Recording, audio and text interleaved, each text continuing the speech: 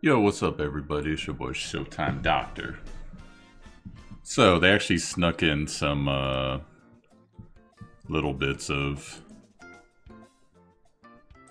Oh, then. Snuck in some extra little patch stuff that normally they update, and if there's a developer's note at the same time, that's pretty much everything. But in this case, they actually added some more stuffs, which came with some buffs and nerfs. So let's get to it here. So at the beginning here, it says Awakening effect improvement. So all of these stats that are affected by Awakenings, effectiveness, effect resistance, etc. They've had all their stats buffed, which is pretty nice. The percentages are there on the screen, so I'm not going to read them out for you. Now we got the hero balancing changes, and this has caused a little bit of a stir, so let's get to it here. Falconer Clury, we all know and love. Well, not all of us, but the ones of us that use her. Essentially, she got nerfed. The nerf wasn't super bad. Let me go over it here. So, on her ultimate, the cooldown has been increased to 6 and 5 versus 5 and 4. So that's going to, a lot of people have complained because that really affects her usefulness for hunt. Doing some certain things. I'm keeping debuffs up, etc. But and a lot of people were complaining about Flurry, and they still do. And I even hear it on the creator Discord. We're pretty much split in the creator Discord, by the way, on Flurry overall as a unit. But I don't know, pretty much, yeah, she got nerfed a little bit. Community's actually reacting fairly negatively. Not quite to Luna proportions, but it's getting there, so we'll just have to see. And I know it sucks when characters get nerfs, guys, but I particularly don't know about this one, because I never built my Clury up to be like a walking goddess, like apparently she can be, is what I hear from some of you, but that sucks, but at least if you did build into her and you regret it now, you can at least get most of your stuff back for her. But it still sucks, like, you know, there's just nerfs in general generally suck. That's just the way it is. So anyways, let's keep going here. Trust Rune effect, which is one of the runes you get on her, what do you call that? Awakening, basically. Or not Awakening, Specialization. Now it is a max 10% chance to increase combat readiness of caster by 50%, whereas it used to be 15% chance to grant an extra turn. And that really sucks, because not only did they nerf the percentage, but they also nerfed the, instead of an additional turn, it's 50%. Now, I didn't see that as a big deal. Like, you know, if you were going to nerf like the percentage it goes off, that's fine, but I don't see the big deal on the extra turn thing, but I don't know, did it break her? You guys let me know that we're either using her or fighting her, because I never noticed it, because I effectively, every Clury that I've ever seen, I destroy with haste. But, you know, I'm sure that there's certain builds where that's not possible. Now, we also get into Specimen Says. A lot of people have been underwhelmed with Specimen Says. In this case, they're actually buffing his stun chance on his 1, his base stun chance. And then they're changing the Evil Claw effects. So essentially they're adding a stun to it. 30% chance to stun. Which, you know, it's whatever. It's just, I literally do not see this character. I never see Specimen Says, so I really can't comment on him. I've never seen him once, like anywhere, ever. Even watching other people's streams, I've never seen him. I'm sure I could go look for him on YouTube, but like I never hear about him.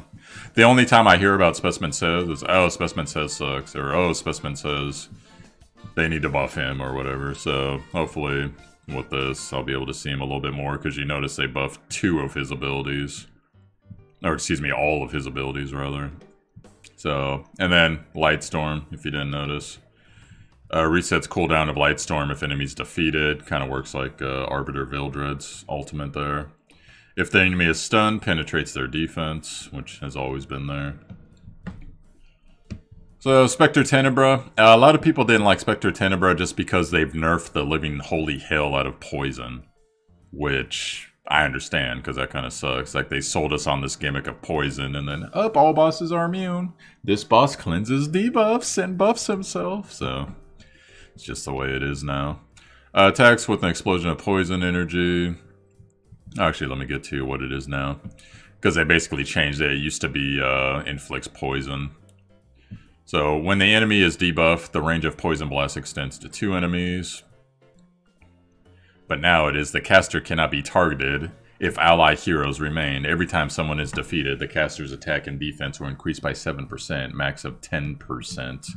Can be stacked up to 5 times. So they kind of passively buffed her, but people have to die, which, you know, like, like that's only, like, you know, you don't want people to die in, say, well, PvP, Torment, or the Endless Dungeon, Agony, whatever the hell it's called. So, but whatever, I mean, maybe that's useful in some places, I'm not sure. Now, skill enhancement effect will be changed to the following. Instead of a reduction in damage, they're increasing all stats. I see that as a nerf, but stats can be considered a buff because you are getting attack stats out of that, so who knows. Just Spectre Tenebra, I see her very rarely. Like, I see her more than Specimen says, but it's still very rarely, so they're trying to change that, obviously. Because they said that they looked into the percentages of which heroes were being used, and guess what? People don't use garbage heroes. Anyway, so we're going to get down to Endless Nightmare. They added a stun effect for her. So, same thing. Which I'm starting to kind of wonder about, because I've noticed that with Specimen Says now, too. They're starting to add stun effects to try to make heroes more viable. And granted, it is on their 3s for the most part, although I think Says actually had his on a 1. But anyway, so stuns the enemy for a turn, decrease combat readiness by 50, damage dealt proportional to number of debuffs inflicted on the enemy. So it's one of those teams. So if you have a debuff heavy team, hey, maybe Spectre Tenebra is actually going to be good now. So I still don't see her in PvP being that great unless you're just going for quick clears, possibly on like Dragon and stuff like that where you need to maintain debuffs, and I could see her being pretty good. But, you know, there's other characters for that. Auxiliary Lots, who I actually think is a decent character, but let's see here. Attacks with the Magical Spear increases combat readiness instead of attack, which, you know, attack of caster for 1 turn, honestly, that's not that great. Combat readiness is essentially the same thing because you get your attacks off faster. It's arguably even better depending on what you're rolling with. Mana injections effects will be changed. Increases attack for 2 turns now, so 2-turn attack buff better than 1-turn attack buff, etc. Combat readiness went to 100% for sure now, so that's pretty cool. Desolation silence effect duration will be increased, so 2 turns now. Kitty Clarissa, who I have seen universal, like, people like her, but they also agree that she's very underpowered and underwhelming. As have most of the, what do they call those? Like not the Twilight heroes, but the, whatever the hell, the heroes you get from PvP draws. Most of those heroes aren't that great, unfortunately, but anyways, who am I to judge? So here we go here, so buff duration's increased. Or, excuse me, it decreases buff duration. Which is actually pretty cool. This could actually be super useful, especially on those bosses that, you know, like a Ludwig, where the more that they're buffed, the more damage that they do. Or just buffs in general add to sustainability and damage for enemy mobs. So, decreased buff duration, that could actually be super good. And you get the unhealable anyways.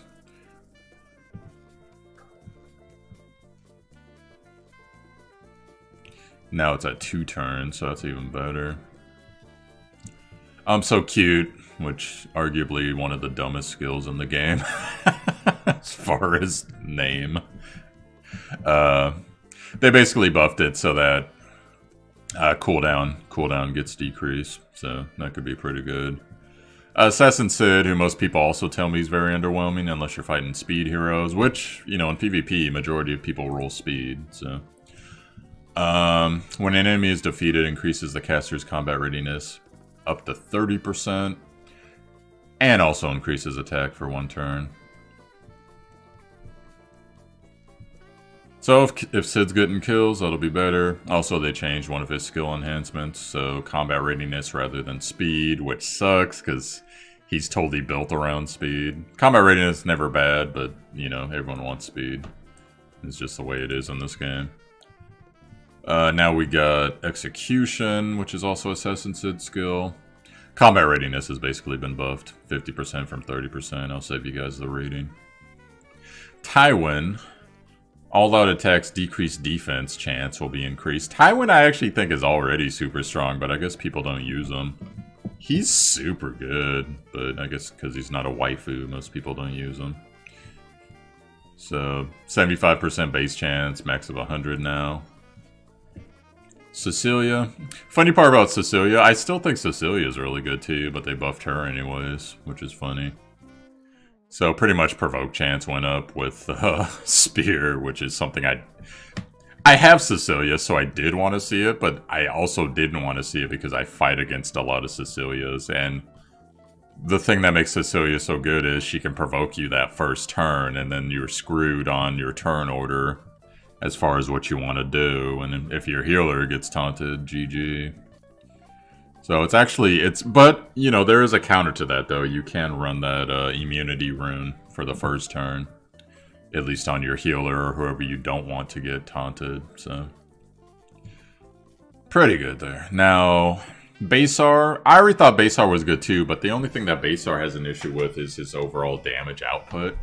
Not that it's bad, but most people, they cite that as far as why they don't use him, but I still think he's so good, especially against the meta in PvP with the blocks buffs and removes all buffs, as you see here.